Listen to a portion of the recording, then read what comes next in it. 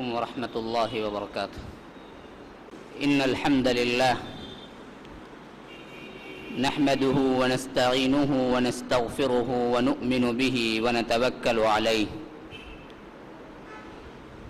ونعوذ بالله من شرور أنفسنا ومن سيئات أعمالنا. أهم يقسمون رحمة ربك نحن قسمنا بينهم معيشتهم في الحياة الدنيا ورفعنا بعضهم فوق بعض درجات ليتخذ بعضهم بعضا سخريا ورحمة ربك خير مما يجمعون. اللهم أرنا الحق حقا وارزقنا اتباعه وأرنا الباطل باطلا وارزقنا اجتنابه. اللهم علمنا ما ينفعنا وانفعنا بما علمتنا وارزقنا علما. رب اشرح لي صدري ويسر لي أمري واحلل عقدة من لساني يفقه قولی. بزرگان محترم، برادران عزیز اور میرے اسلامی ساتھیوں، لائق احترام ماؤں اور بہنوں، یہ جو مہینہ ہے اللہ تعالیٰ کا بہت بڑا رحمت کا مظہر ہے، اور اس امت پر اللہ تعالیٰ کی بہت بڑی مہربانی ہے. موسموں کے لحاظ سے، مہینوں کے لحاظ سے اللہ تعالیٰ جس کو چاہے تقدس دے دے. انسانوں کے لحاظ سے اللہ تعالیٰ جس کو چاہے تقدس دے دے. زمینوں کے لحاظ سے اللہ تعالیٰ جس کو چاہے وہ تقدیس عطا کر دے جو اوروں پر نہ ہو. تقدیس کا معاملہ، تقدس کے عطا کرنے کا معاملہ کل کا کل اختیار اللہ اپنے پاس رکھتا ہے. وَرَبُّكَ مَا يَشَاءُ وَيَخْتَارُ مَا كَانَ لَهُمُ الْخِيَرَةُ. اللہ ہی ہے جس کے پاس اختیار کل ہے. یہ اختیار کل جب اللہ تعالیٰ نے اپنے لیے رکھا ہے تو اسی میں اللہ نے یہ مہربانی بھی کہ بہت سوں کو اللہ نے اپنی رحمت کا مستحق بنایا.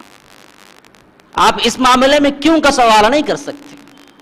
مہینے 12 پیدا کیے. ان عدت الشہور عند اللہ 12 شہرا فی کتاب اللہ یوم خلق السماوات والارض منها 4 حرم. ہم نے جب کائنات بنائی تھی اسی میں ہم نے 12 مہینے رکھ دیے ازل تک کے لیے، قیامت تک کے لیے، لیکن ہم نے محترم بنائے 4. انہا 4 حرم. پھر ان 4 مہینوں کے علاوہ فضیلت دینے پہ آئی تو رمضان کو جو فضیلت عطا ہوئی وہ کسی اور کو عطا نہیں ہوئی. انسانوں کو کروڑا کروڑ بنایا ہے.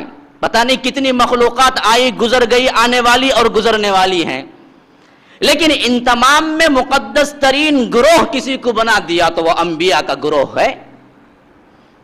پھر انبیاء بھی آئے، جیسا کہ حضرت معاذ بن جبل کی روایت میں ہے کہ کل کتنے ہیں؟ اللہ کے رسول نے کہا کہ تقریباً 1,20,000 ہیں.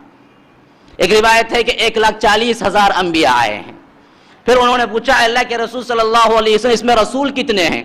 اللہ کے رسول نے کہا کہ 300، پھر اس کے اوپر 10 یا 13. گویا کہ یہ وہی تعداد ہے جو بدر میں صحابہ رسول اللہ کی تعداد تھی. لیکن ان میں سب سے مقدس ترین کسی کو بنا دیا، افضل الانبیاء کسی کو بنا دیا، وہ ہے محمد الرسول اللہ صلی اللہ علیہ وسلم. آپ پوچھ نہیں سکتے کیوں؟ اللہ کے رسول صلی اللہ علیہ وسلم نے کہا کہ انا سید ولد آدم ولا فخر. لوگوں دیکھو میں بنی آدم کا سردار ہوں، حالانکہ ہوتا ہوں میں بنی آدم میں سے. آدم میرا بھی باپ ہے، آدم کی حیثیت باپ کی ہے، میں انہی کی نسل سے آیا ہوں، لیکن آدم پر بھی فضیلت رکھنے والا میں ہوں. انا سید ولد آدم ولا فخر. اس میں فخر کی کوئی بات نہیں، حقیقت بیان کر رہا ہوں. زمین اتنی ہے وسیع و ظریف کہ آپ اندازہ نہیں لگا سکتے. کائنات اتنی ہے وسیع و ظریف کہ آپ اس کو پیمانے پر پیمائش نہیں کر سکتے. لیکن اللہ نے جب تقدیس دینے پہ آئی تو کعبۃ اللہ کی جو حرمت رکھی وہ کسی اور میں نہیں. 1 نماز وہاں پہ پڑھیں گے تو 1,00,000 نماز کا ثواب ہے، جبکہ وہی مسجد جہاں پر خود اللہ کے رسول نے اپنی نمازوں کے لیے اس کو وقف کیا تھا، اپنی زندگی گزار دی تھی پورے 10 سال، اللہ سے مانگا تھا اس کی حرمت کے لیے مسجد نبوی، لیکن وہاں پر ایک نماز پڑھیں گے سو 1000 ہی، ایک نماز پڑھیں گے تو 1000 ہی ہے، وہی ایک نماز حرم کعبۃ اللہ میں پڑھیں گے تو 1,00,000 کا ثواب ہے۔ وہی تقدیس آپ دیکھ لیجئے بیت المقدس کی طرف جب پلٹتی ہے، جس کے بارے میں خود اللہ نے کہہ دیا کہ بارکنا حولہ لنریہ من آیاتنا، ہم نے اس کے اطراف برکتیں نازل کر رکھی ہیں۔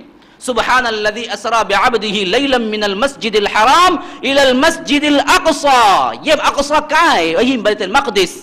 الذی بارکنا حولہ لنریہ من آیاتنا، کہ ہم نے اس کے اطراف برکتیں نازل کر رکھی ہیں۔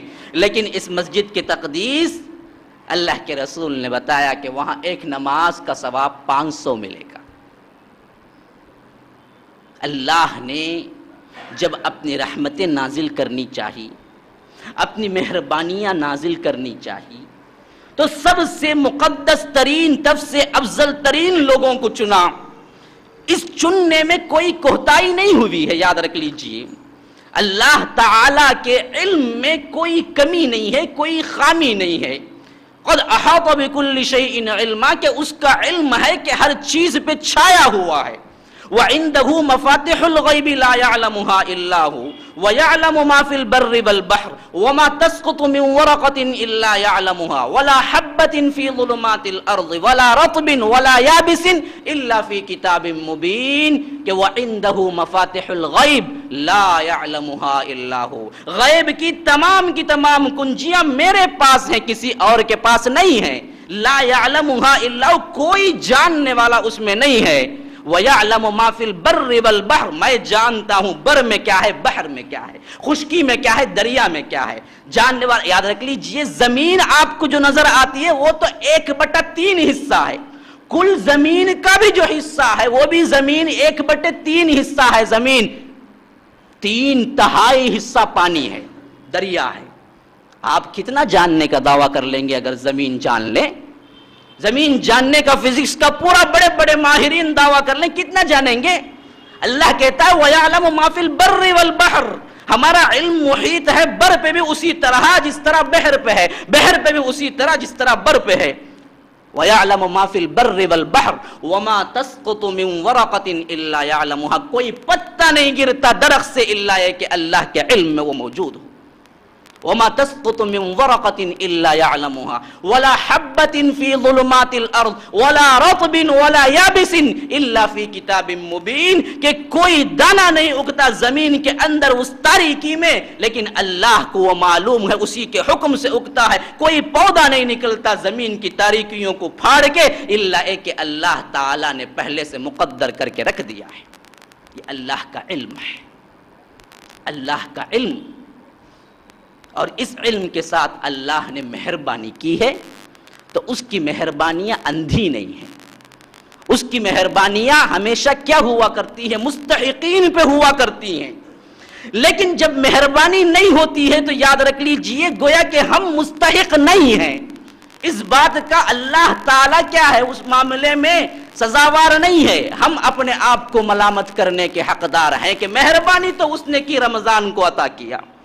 اللہ کے رسول صلی اللہ علیہ وسلم نے بتایا کہ من صام رمضان ایمانا واحتسابا غفر له ما تقدم من ذنبه، دوسری روایت من قام رمضان ایمانا واحتسابا غفر له ما تقدم من ذنبه، جس نے رمضان کو پا لیا اور ایمان کے ساتھ، احتساب کے ساتھ، اپنے آپ کو عاجزی کے ساتھ اس میں قیام کر لیا۔